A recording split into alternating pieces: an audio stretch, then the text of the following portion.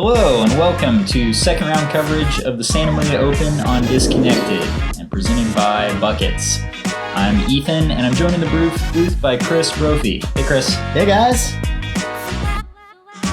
Got a couple returners from our feature card, Damien Trunkey and Emmanuel Torres from the first round, and we've also got Seth Gregory and Reid Olgin coming off the hot rounds in round one.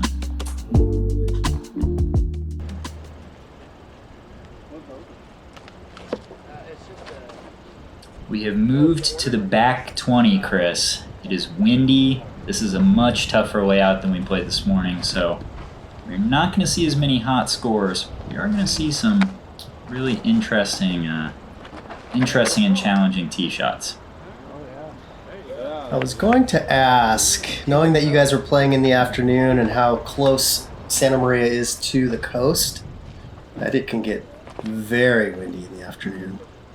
Yeah, these first couple holes around the picnic area are somewhat sheltered by the tree cover, but then we'll emerge into the area they call Soldier Field, and it's really ripping out there. Yeah, that little flag on top of the basket, it's chattering away.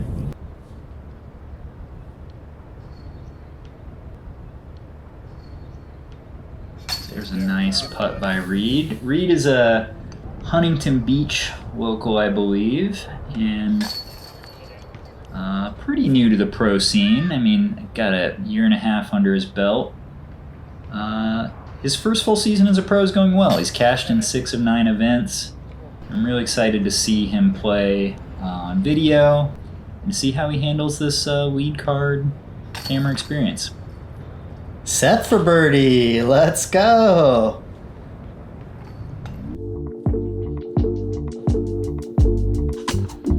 Hole 2, a challenging par 3, 400 feet finishing up the hill. See some sidearms and some understable drivers, backhand drivers, just ripped up this gap.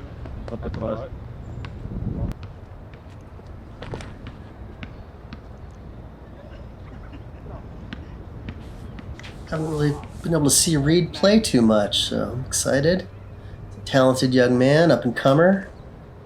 Already a fan of Manny. Smooth drive, smooth putts, smooth demeanor.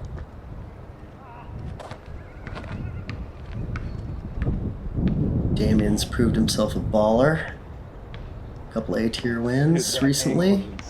And the 2023 Santa Maria Open champ, so he does have a win on this track. That one got away from Reid a little bit.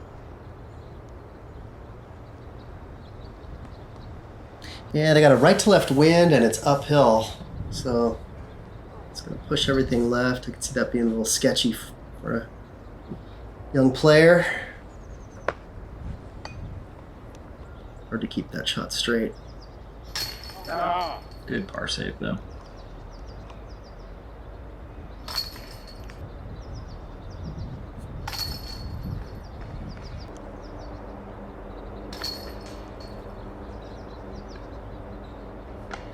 I want to take a second to talk about Seth Gregory coming into this round hot off of 1025 opener, the best of his career. Seth's a tournament director, runs 3 events a year out at Sapui Trails and the Caneo Pro-Am at Rabbit Flats.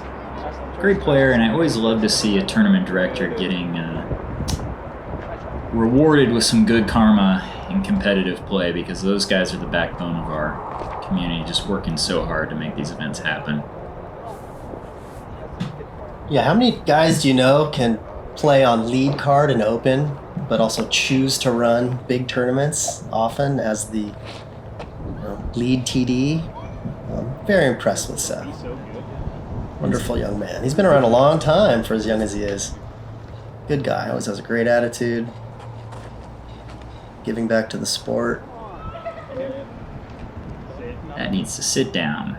Eesh. Yikes. Out of bounds over there for Damien. Save it? No. Now you can really see the wind coming across on that putt. He got shoved down.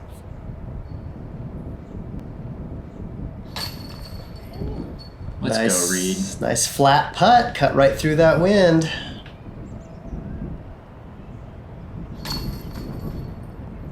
Hole 12 here is one of the first holes I think of when I close my eyes and think of Waller Pines. That tunnel, such a nice little pipe dream hole that we don't get to play a lot of in SoCal.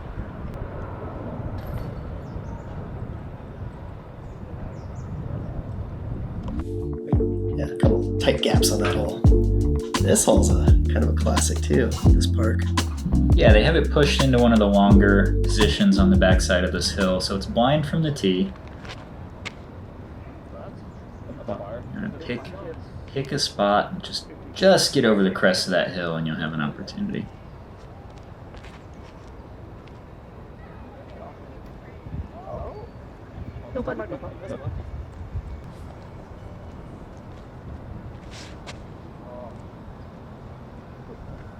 Reid's in high school, I believe, isn't he? He's a young man. I would certainly believe you if you said so. I believe he was just playing in the lower divisions recently. Impressed to see him up here. No, grinding.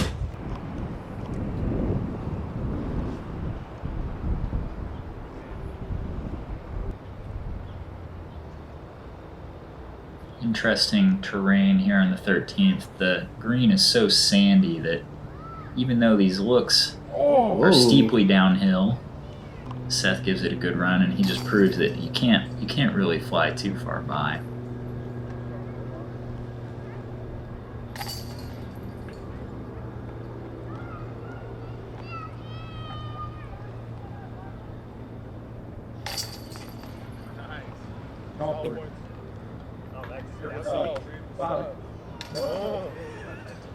Par is pretty standard on the 13th. Looks like we saw 72% of the open field record a 3.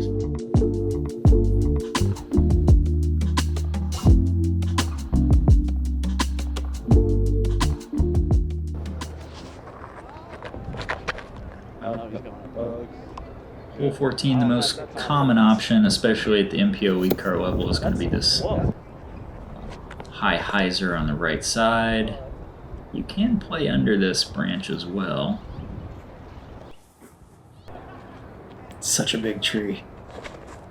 Yes, and it's Velcro. It seemed like almost everybody that hit it this weekend was staying in it. Of course, no 2-meter rule in effect, so it doesn't matter on the scorecard. It's just annoying to lose your driver.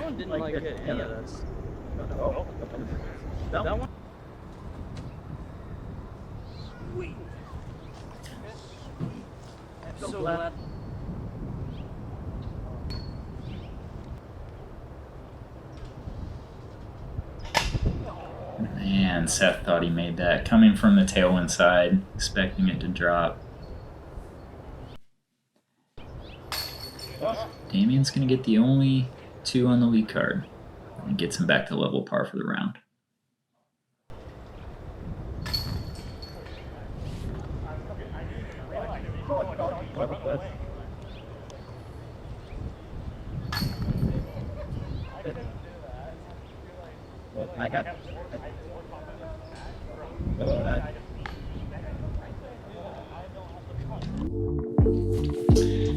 Alright, well, the angle of this hole makes me think you guys had a pretty nice headwind. Even though it's not that far, it probably was affecting this little tunnel shot a little bit. Yeah, it absolutely does. It's for me, it's right in between a mid-range and a driver at about 280 feet. The sidearm is kind of a good shot by Damien. It's a speed control shot with a driver, or you can kind of rip on the mid-range, but you have to really be careful about that angle into the headwind. There's a couple of really good shots. Nice kind of going past that, having a uphill putt with a tailwind. You can just lay into it, laser it right into the bottom of the chain rack.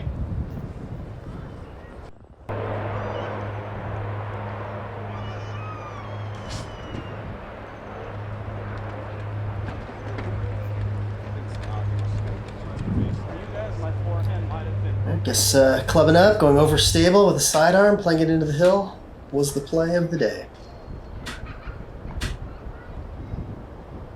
All these guys. Wow. What? Let's go, HB. He has a great spinny putt. It doesn't look like he puts that much into it and just glides really flat, really straight. Well, those HB guys can putt. Yes. Nice putt by Manny as well.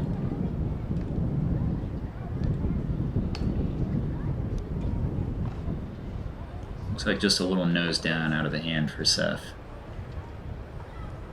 Yeah, that never really got the right attitude, did it? Oof. Crept it over. Not wasting any energy. We've got 40 holes today. That's what happens when you start putting in the wind. Wind gets up into the, I don't know, is it in the teens, I'm guessing? Yeah, I think maybe gusting to 20, but sustained winds around 12 or 13 miles an hour. Enough to make you think. Bad thoughts. Another Yes. headwind shot. Yeah, headwind, there's a little bit of cross in it.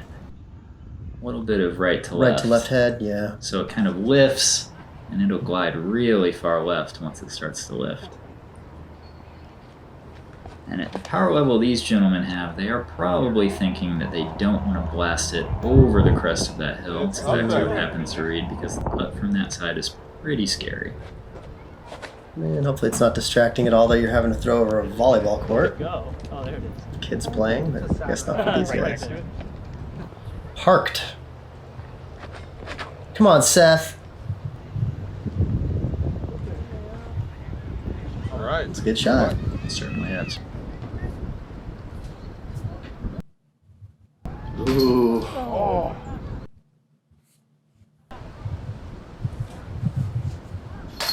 Yeah. This catcher not living up to its name. Great adjustment off the previous miss.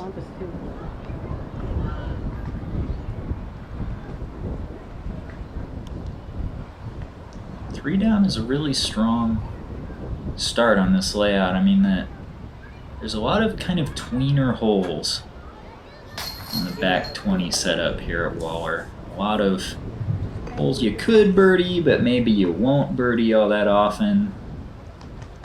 So we see a lot of pars, a lot of scores in the 4, 5, 6 under range for the round.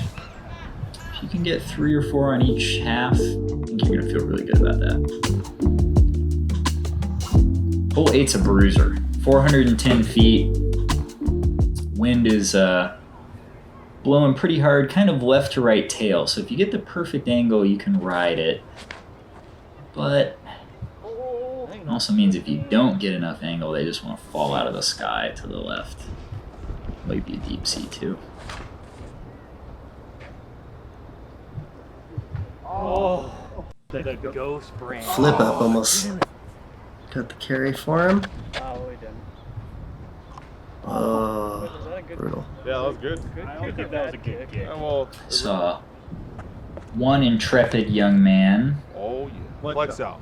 Isaiah Oliver, throw a high backhand Annie on this hole to 1 foot. Whoa. Almost hit the pole. Phenomenal shot in a ripping crosswind.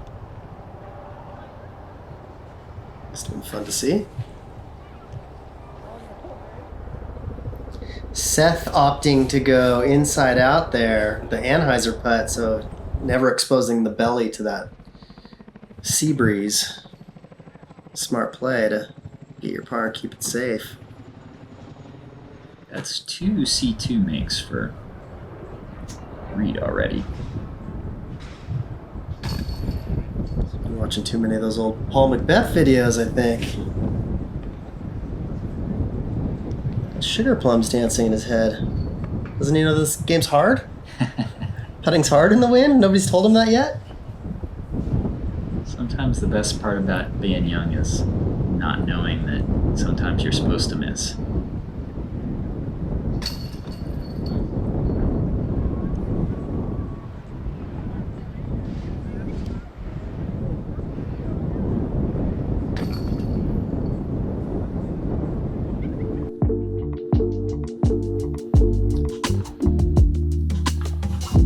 as these guys turn onto hole number 9, pretty challenging and unique tee shot. They have demarcated this driveway walking path on the left side as a hazard, and everything to the left of it is a hazard. So if you were to attack straight at this green, like you would kind of like to, then anything that hyzered out would be a penalty stroke. And I think that's why everybody is opting for the wide play, except for Manny. He's going to take it on. Oh, wait, what? Ooh. No. Hang on there. I think that's That is a great shot.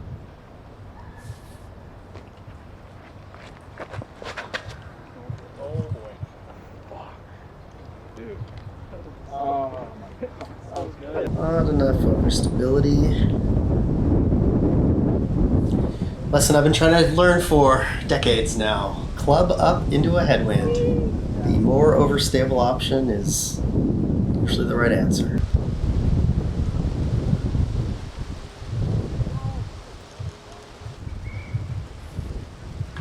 It's just such a challenging hole in these wind conditions, and you see it there even with the fantastic drive from Manny. Still leaves it circle's edge. It's a very hard putt to make. And that's probably why we didn't see very many birdies on this hole on Saturday afternoon.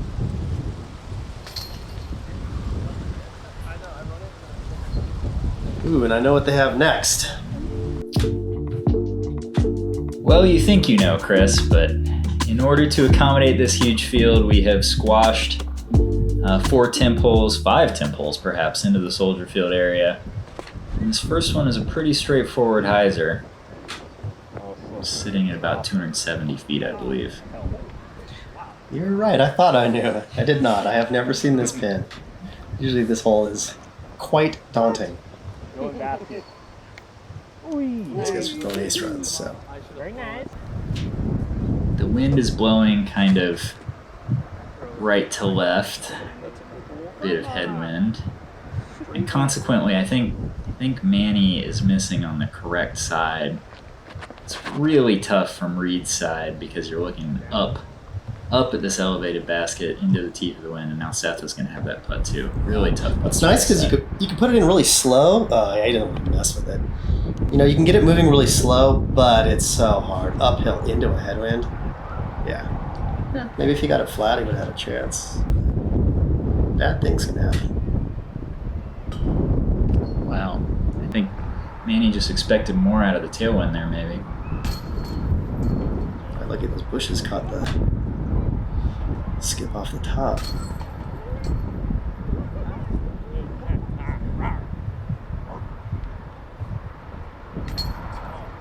Good putts by Seth and Reid to just keep the scorecards clean. Get a little lead card check-in. Lewis Bitney, the dangerous man. Yes, a road warrior, knows this course very well. 5 under start is really sturdy in this wind.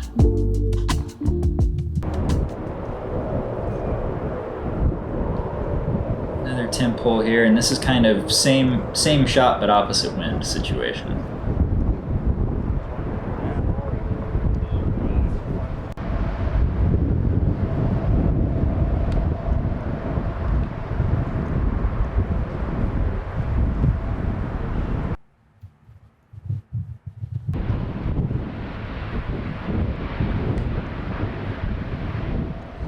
Get on over. Yeah, there you I think he gave himself a tailwind putt. Am I reading that right? Hard to tell, it's been so swirly. Toughness by Seth.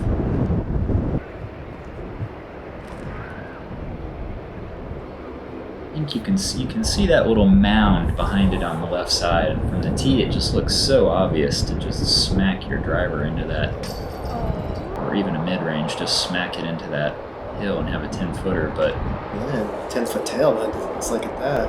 not as easy said as not as easy done as said. Yeah. I'm making up new phraseology. Not as easy as it appears to get it back there.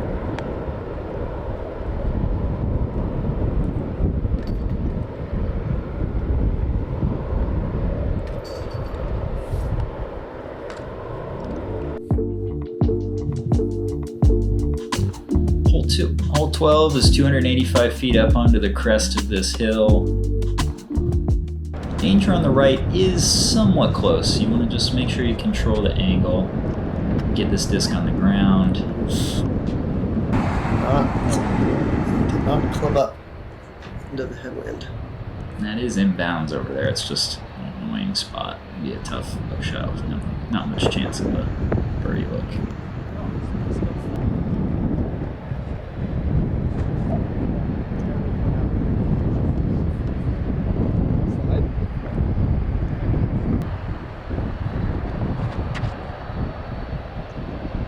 I like the plays from Manny and Seth. That's what you said, Chris. Going a little bit more overstable, punching something low and hard. It's cutting through the wind instead of trying to glide it up there at all. Surely you can't make this one.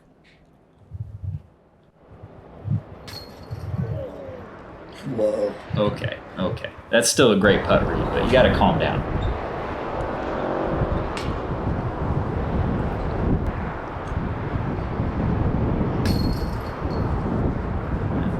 Softer than his normal putt.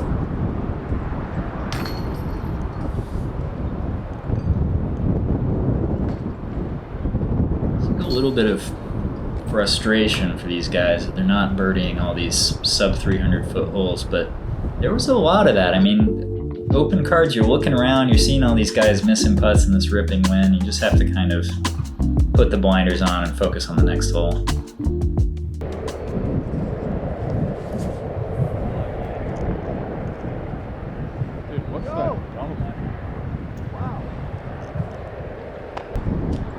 I'll need to be a little bit careful. You know, there's a bunch of other open guys out there. They go too many holes of par frames and some footsteps behind them. Yeah, you know Lewis Bitney is standing right there on the left edge of frame, just licking his chops every time he sees a par.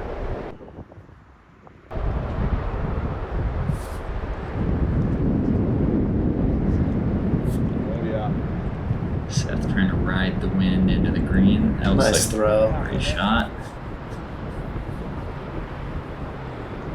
Yeah, right to left uphill. No thanks. Is that flatter? Especially in a right to left. Tough bogey. Yeah, from down there on the left side, it's one of those situations where there's almost no wind at all hitting your face because the hill blocking it, and you have to just believe that it's ripping up there where the basket is. It's hard to make your body do the right thing in that situation. Seth is a cool 4 under, as is Reid.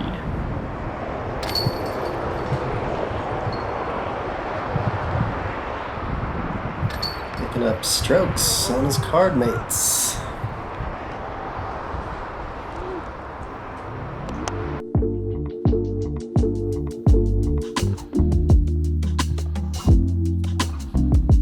This is another treacherous hole. The walking path defines a hazard line, everything on the pavement and to the right of it. So if you're going to go after this pin, you have to be really sure that you're finishing hyzer. Oh boy. And this is what happens. Does it look like both those guys are just chucked at OB? Oh, okay, wait, now I see where the target is. Wow. Why do those look like they're not going to be in bounds? I think they're all out. Oh my goodness. That ripping wind off the left. As soon as you expose a little bit of the underside of the disc, it does not want to hyzer back at all. So once again, not to... Oh, they're playing from the hazard, I assume? Yeah. Yeah, not to beat a dead horse, but... and these guys are open guys. I don't want to second guess them, but my idea is throwing something a little bit more overstable and you're committing to it, it's fighting back out of that. You know, the miss is left. Yeah. Yeah. Disc selection. It's hard to say, you know, in a tournament field like this, it's hard to say there's ever a situation where you should just lay back and play for par, but only 3 birdies on the day on hole 20, and it is so easy to play this hole to edge of C2, but so hard to try to get a 15-footer. So all these guys are going to pay with 4s now. Yeah. And if lead card's dropping a bogey frame, looks like the energy's going the wrong way. I'm a little nervous about chase card. Hole 15 on the backside, another super challenging shot in this wind. You've got the low ceiling, 360 feet, and a hazard line about 12 feet behind the basket. Low ceiling got Seth. Sit. I think that might have stayed in. Looks like he has a putt. Oh, get through. Oh, it hit the branch. Not quite.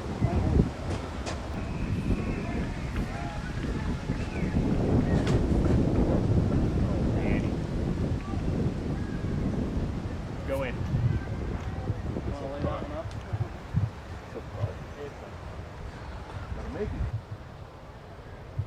Bobby made that like crazy downhill putt.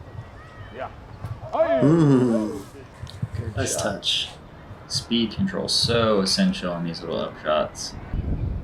So the hazard is right there. Reid gets the advantage of putting away from the hazard. Let's stay. Yeah, let's stay. Grabby grass rescued him, I think.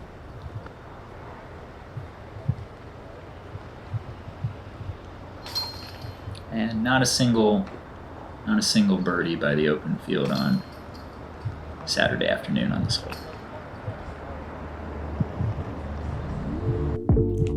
Swing called par 4 then.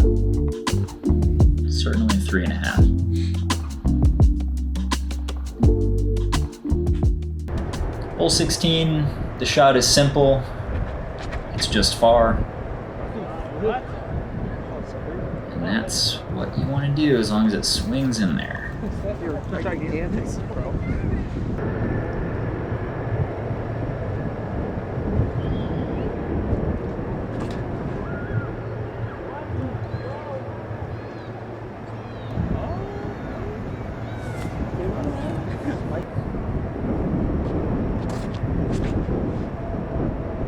This wind is just not making things easy because we keep having these like giant left Come to down. right. Those are some grabby trees. Ooh. It's the drop.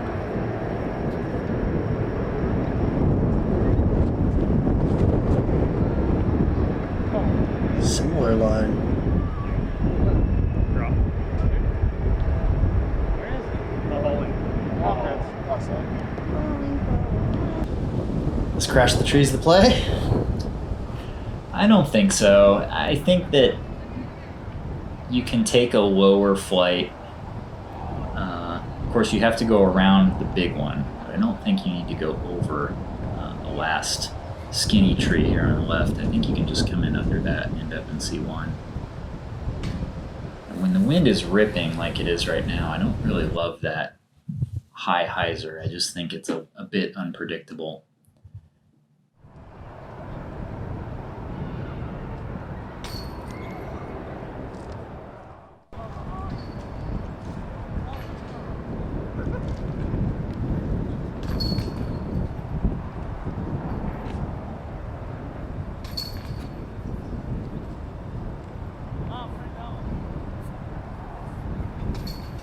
A lot of not birdies in a row for lead card. Yeah, for sure. These guys need to turn on the jets. And at 4:35, I'd imagine there's another chance for more not birdies. Seth lays into it. A little low, a little left. That is an opportunity, I think, from C2. Anything that gets onto that final rise, even if it's on the short side, you can take a poke. But this is a big hole, full send. Let's go, Damien. Stay straight. Ah, almost. Manny. The buttery laser. Oh, couldn't hang on. Still a good shot. And he generates a good amount of pop. That very casual X step and reach back.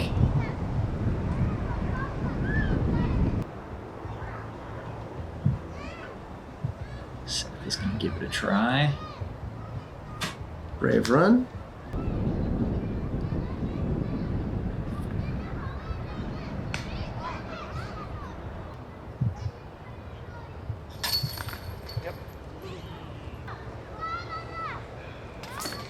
We did see 4 birdies on hole number 23 this afternoon. Among them, Richard Easton, tournament director.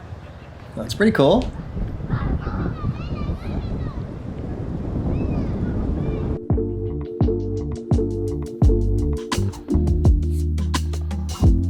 It's a fun hole.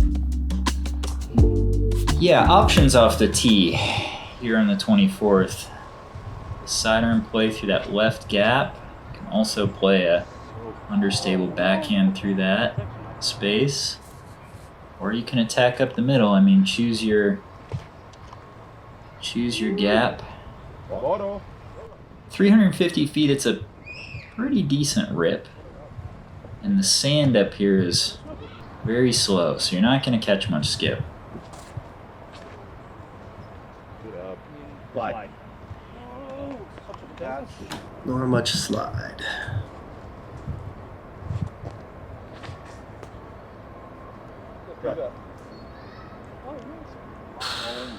And that looked good out of his hand. Very direct.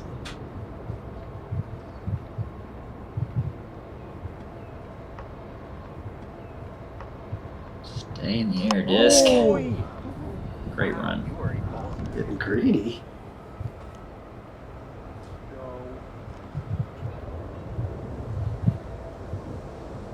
Birdie bid for Manny.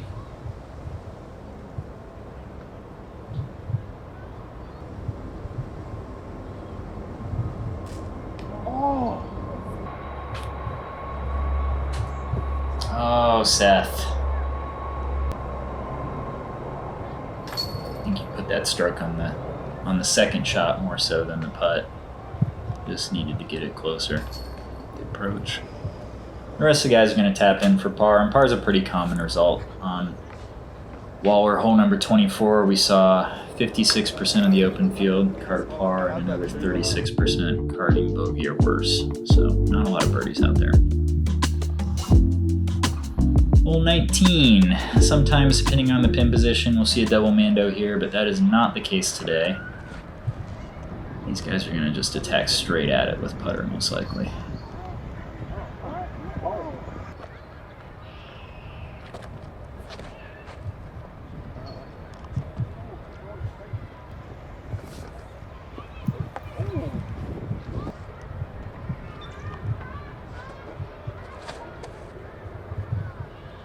Go out. It is. Oh, It's going left, I think. Chris, we mentioned in round 1 that Manny's qualified for the USDGC and is going to be taking his first trip to Winthrop. Do you see anything in his game that stands out to you as a fit for Winthrop, something that he can lean on that challenging track? Oof. I do. That smoothness is really going to come in handy on a course like that. The amount of OB that USDGC has and that he can stay within himself. He could throw very straight and keep it flat and finishing straight, which is important if you have OB on the left and the right, like a lot of those holes do. And then with a nice smooth putt like that, I expect him to do quite well representing California. I hope so.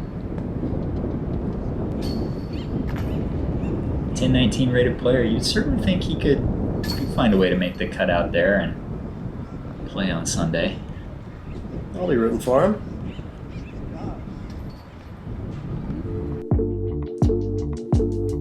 Back-to-back bogeys for Seth.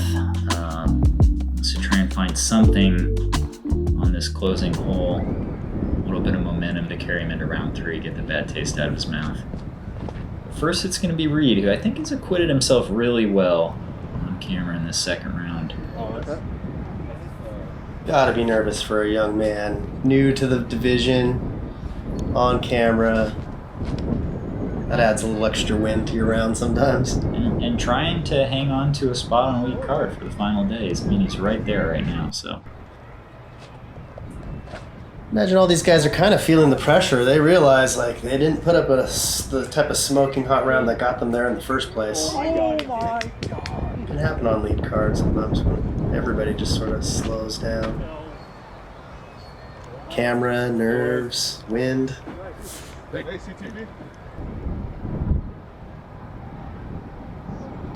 Nice little inside out grab. Got touch too, huh? Watch that one in for a while. He wasn't grabbing his mini yet. Definitely a 50-50 on that right side chain. Nice putt by Reid, back-to-back bogeys to close his round.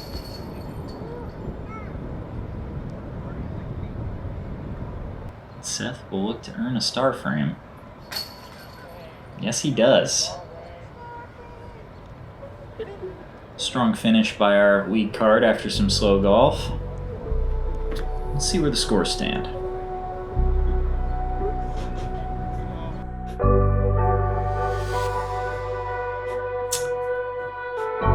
Lewis.